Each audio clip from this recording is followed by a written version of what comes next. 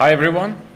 So as they announced me, my name is Piperevski and I'm a hacker. Are you a hackers? Yeah? Yeah, great. How many of you are black hat hackers? Okay, there's a police guy out there, so check in there, okay? Just kidding, you're safe here, no problems. So I work as a hacker, but an ethical hacker, so I don't do anything bad so far. It never knows. My work as a penetration tester goes under my company name, Piperevski Associates. We are a little team from Macedonia, my country, where I live and work. But we don't focus only on projects in my country, work abroad, of course. This presentation will be focusing on hacking attacks, the power of IPv6 driven malware. In my spare time, I like to do some research and to develop a new malware. So in 2010, I first created my undetectable Trojan, undetectable malware, which was very good because no system was able to detect it. And I started to upload samples of my malware to VirusTotal, and still my malware remained undetectable. Even the sample is at the analyst PC, of course. And after a couple of years, I mean in 2014, so about 4 years later, we've come to a point that my malware is detectable. So it took 4 years for the malware researchers, for the analysts, to discover that the file that was uploaded is malware and to create that signature for detection. But of course, we evolve. So I've created a new way of function for my malware, and that is the use of IPv6 and the way of dividing the dropper and the payload.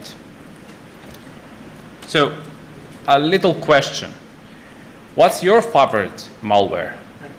How many of you want stealth malware or have a favorite in stealth malware? No? Okay. Do you have your own malware developed? Yeah, one? Just one? Okay. Great. So you're in favorite of your malware. Yeah. Great. So I have here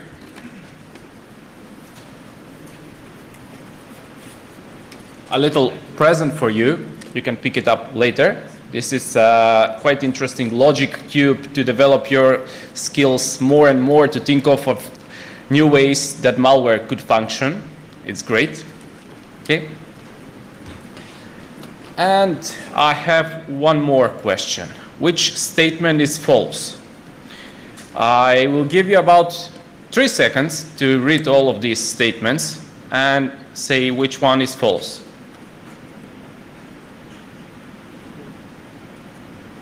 Okay, which one is false? E? E, yeah, great, E. So E is false, definitely. Which means that this is a community and we are not attacking ourselves. We are not spreading malware, unlike the commercial. The commercial conferences are quite interesting. A lot of guys want to attack other guys. Vendors are fighting between themselves. But here in the community, there is no spread of malware, of course, because we are the good guys here. Yeah.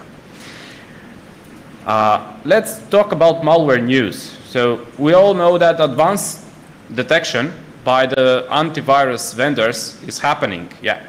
And the malware developers are fighting against it with developing that artificial intelligence that traps inside the malware, which automatically discover the ways that the advanced protection work at the vendor software. And when they discover it, they immediately shut down the malware. So the malware detection will not be able to identify it and to create a signature for that malware and to identify how that malware is functioning. The other thing is that the news nowadays has this one-time malware, which means that we have these cyber weapons developed only for one-time use. So a lot of government agencies are using it. It's not taboo, but it happens. It happens. Then we have this malware as service, which we have this commercial malware like ransomware. For example, you can generate your own ransomware malware and then get a subscription online via darknet and then propagate that malware and then just collect your bitcoins. Of course, you will leave a little bitcoins for the developers in the darknet, but it's also something new in malware world nowadays. So my malware before in 2010 was developed mainly around this XOR algorithm, which was trying to make the code a little scrambled, so no detection will be possible for the signature of my code. So each time I generate a new malware with that procedure, with the XOR algorithm, the malware was completely undetectable until it was analyzed by the malware analyzers from the security vendor companies. But next time I developed a new and used the same procedure, and again it was completely undetectable.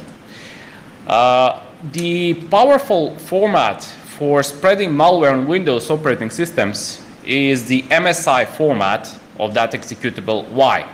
Why MSI is powerful? Okay, how many of you know that?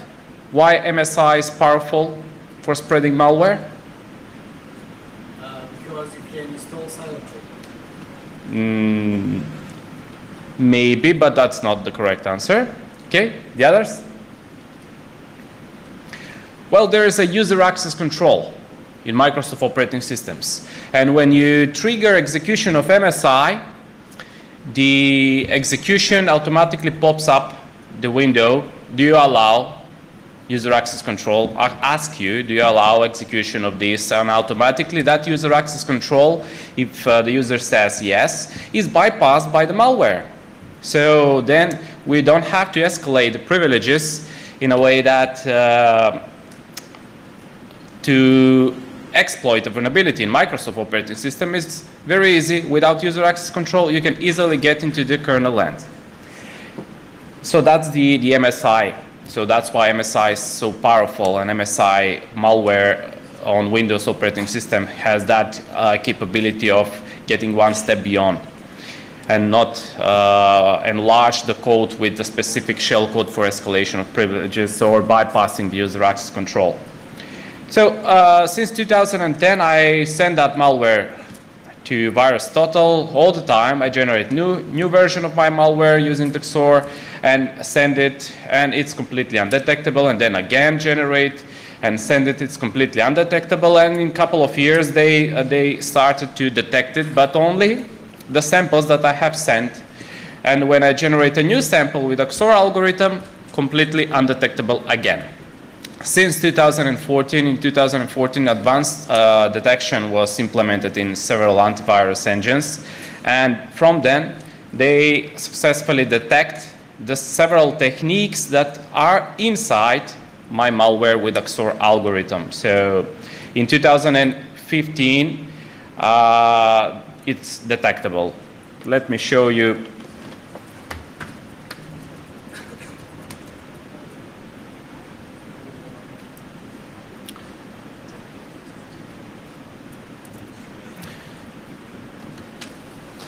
So this is my malware uploaded, my old malware sample uploaded to VirusTotal 1 year and 3 months ago.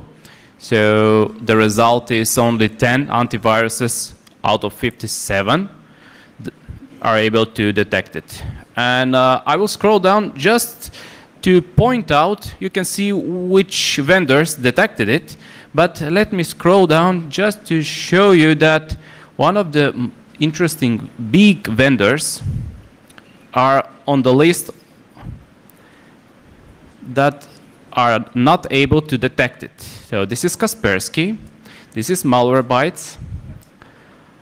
I'm not saying that these vendors are not good, but I just mentioned that they don't have this detection, advanced detection inside yet.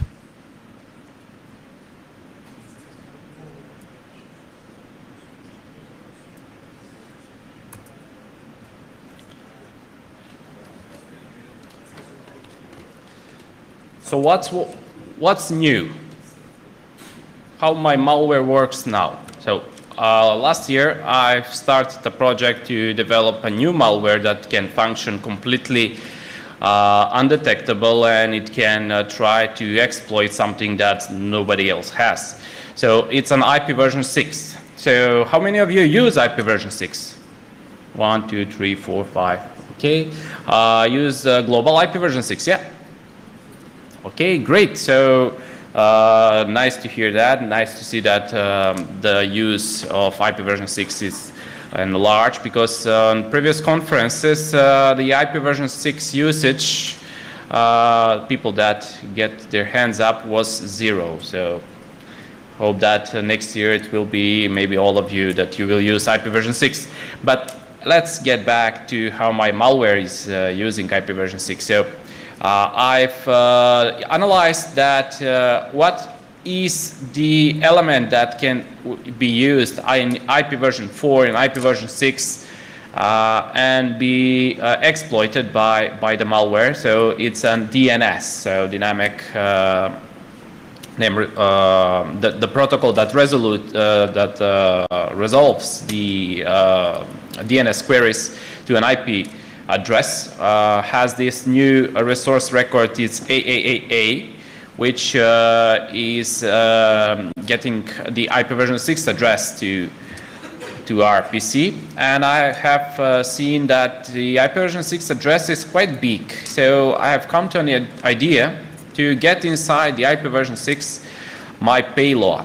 So it means that the dropper, the part of the malware that's executed on the local machine, on the machine that you infect with the malware, is, let's say, regular document, PDF, exe file, MSI, you name it. There are a lot of ways how to propagate the dropper, but the point is that the advanced threat detection by the antivirus vendors are focusing on the payload. And what happens when the dropper is there? There is no payload inside. And there is a way for the dropper to get the payload. Of course, if we use HTTPS, in short time, it's very easy to for security vendors to identify our malicious servers that propagate the payload. And of course, in some situations, we might be limited in communication way. So the firewall blocks all the communication except DNS. So that's quite interesting, except DNS. So it means that the host that's on the internal network that's compromised with the malware dropper can do resolution of DNS records and then get the IP version 6 addresses. Of course, it cannot communicate with them, but it will get the IP version 6 address. So I've come to an interesting concept of getting that IP version 6 addresses to be the payload.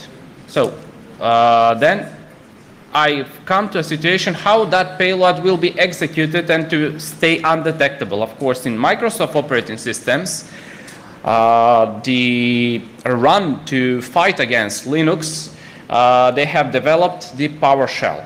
So the PowerShell is very powerful, yeah, definitely, I agree, I use it, and so on and so forth, but the security around PowerShell is very poor. So it means that if you use PowerShell for hacking, you can easily bypass a lot of security measures that Microsoft has, that antivirus vendors software has, and then stay undetectable. So I've come to an idea that the payload that will come through an IP version 6 address will be translated into the PowerShell execution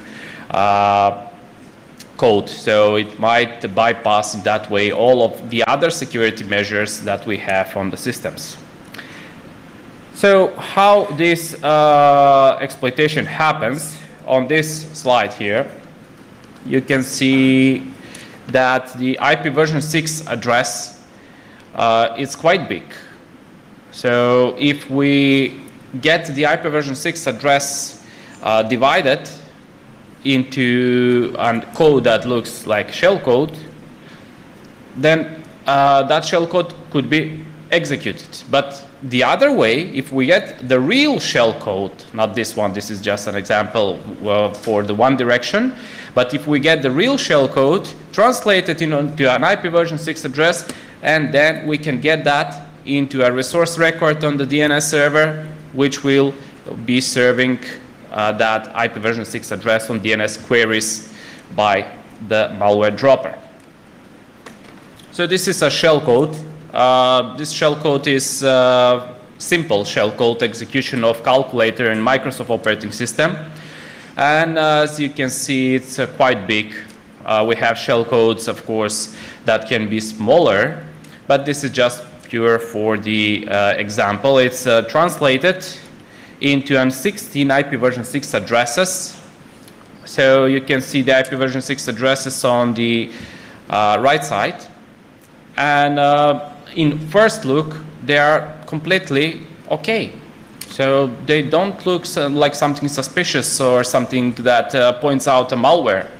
So there is no regular expression by the network intrusion detection systems that can detect these IPv6 addresses that present a malware and so on and so forth. And of course, we can get additional step to scramble them if the intrusion detection systems develop that regular expression. But that's for the other conference next year. Okay. So what happens, the first part, how the malware is functioning is that, of course, the dropper is executed on the victim machine, and it sends a DNS queries for AAA records in order to retrieve the IPv6 address. Those queries are able to be executed even on internal systems on which you don't have internet access. Why is that possible? Because every system has a DNS server. So internal systems like military systems, for example, have internal DNS servers. So they are able, those internal DNS servers are able to resolve to an IP address and to give that information to the internal host, which have no internet connectivity. And this is not something new. So there is a malware which functions through DNS. It routes all the traffic through the use of DNS packets, but this is new in a way that the IPv6 address is used to deliver the payload into the dropper. So then after receiving the IPv6 addresses as a reply to the DNS queries, the dropper converts those IPv6 addresses into a shellcode. So this is the shellcode. So automatically, we are able then to execute the shellcode. But now we come to a situation that there are security measures that Microsoft have implemented, Microsoft operating systems have implemented inside, so we need to bypass them. And here comes that PowerShell that I was talking about. So we convert that shellcode for PowerShell injection. So you can see the PowerShell command. And it's having this attribute hidden, which means that there is no option for the user to see that this is executed on his host. And then, after execution of that PowerShell command, we have this calculator pop up. So it's quite easy, it's quite straightforward. Anyway, let's try to show this in action, how this looks like.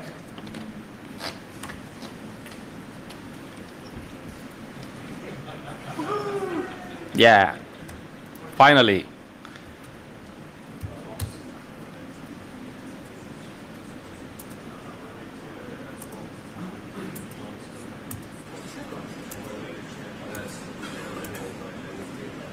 Okay, so yeah, we can hear. Great. So what I have here is great.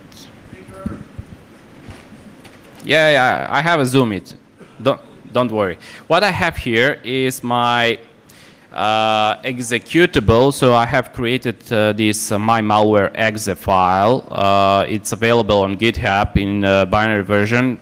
Hope that I will have enough time to filter out and create that Python code in good-looking form and publish it also in GitHub. So my malware has these input parameters. It says number of URLs, number of frequently qualified domain names to resolve. It's 16. So that's the number of IP addresses. And then we have this this number 1, which is 1 or 0. 1 means that use an external DNS, which follows the next parameter. And if we have 0, then it should not follow this parameter anymore. It will use the internal DNS server that is set up through the network configuration via DHCP or manually. And then we have all of this frequently qualified domain name URLs, which will resolve to an IP version 6 address. They are set up on my DNS server, of course, for educational and testing purpose only. So that's why the shellcode behind those IP version 6 addresses is only the execution of calculator. So they could not be misused for something else. And do you have a problem with the authorities? Yeah. With the authorities, yeah. Okay, so let's execute and see what happens.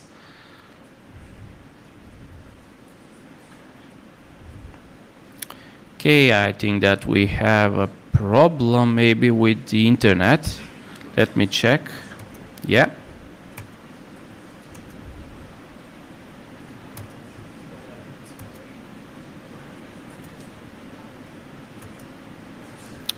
And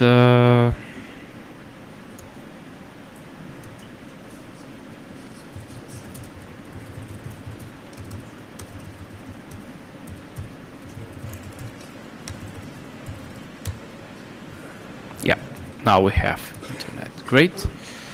So let's execute again.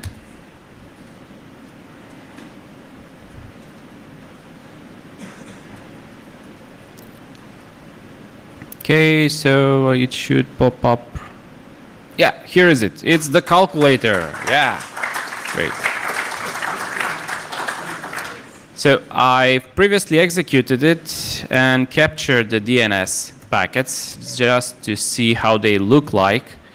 So I have here the, for example, this one. This is the DNS query here. You can see that it goes to the public DNS of Google, 88888, and the query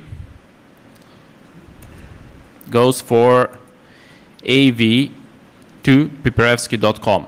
Type AAAA, and the response back has this. What? Sorry. Here's it. So the response back, here's the answer, is this IP version 6 address.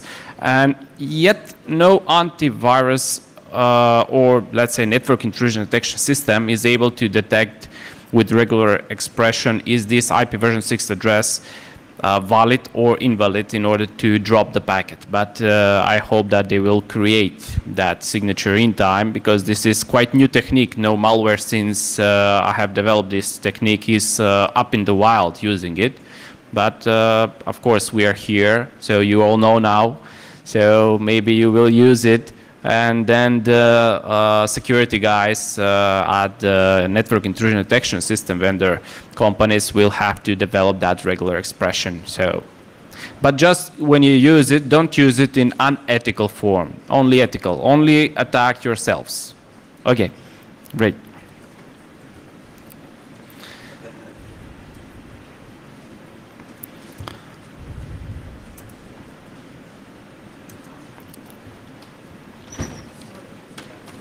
Okay, great.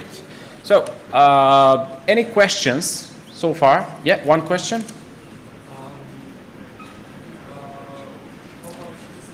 Sorry, just a second for the mic. Wait for the mic, please. Thank you. No, no, no.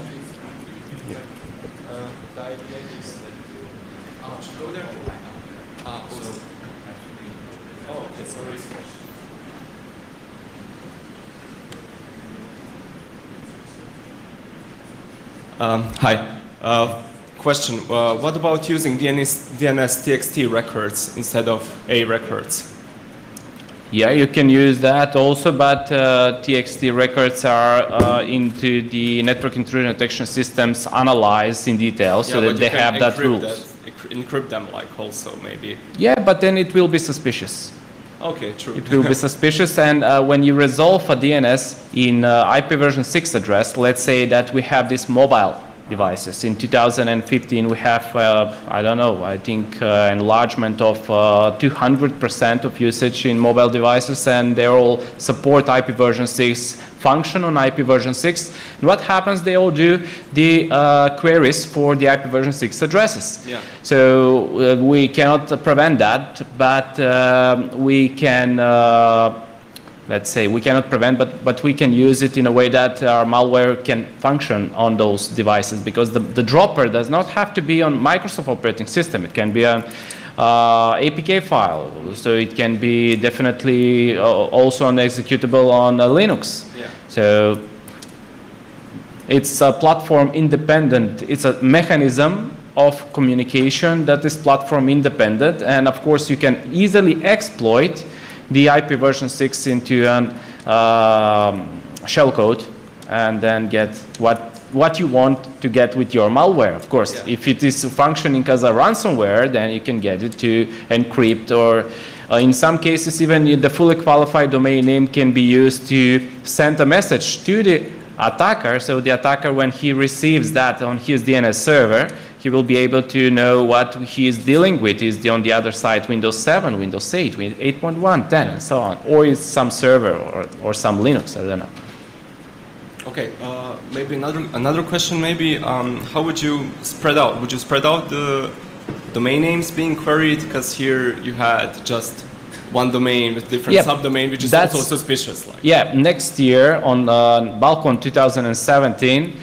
Feel free to visit my lecture again. I will have malware as a service. Oh. Yeah, where I will use the public DNS. Yeah, it will be interesting for demonstration. Okay. Of course, I'm not selling it. It will just be for educational purpose. Concept, yeah. Okay. Thank you. Welcome. Okay. Some other questions? Yeah.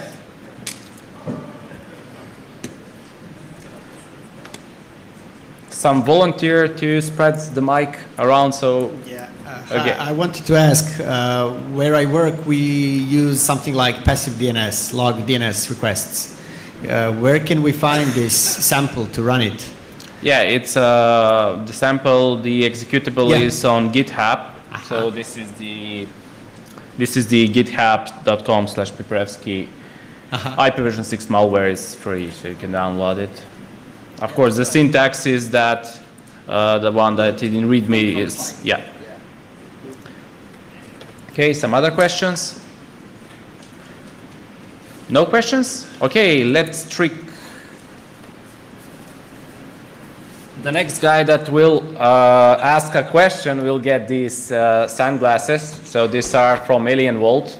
It's quite interesting if you are going on techno parties, or I don't know, any kind of party. This has this, let me open it. Yeah, this one. So next question. Okay, great. Here we go. Great. Actually, I don't have really a question. I just wanted these cool glasses. Great, great. Well, it looks good. It looks good. Definitely, it has if you press it again, additional modes, so it can be light. Yeah, this is greater. Yeah. Great. Okay. Next question. Well, I don't have any glasses, but I have something else. Yeah. Next question. No. Are you sure? Yeah. One more. Great.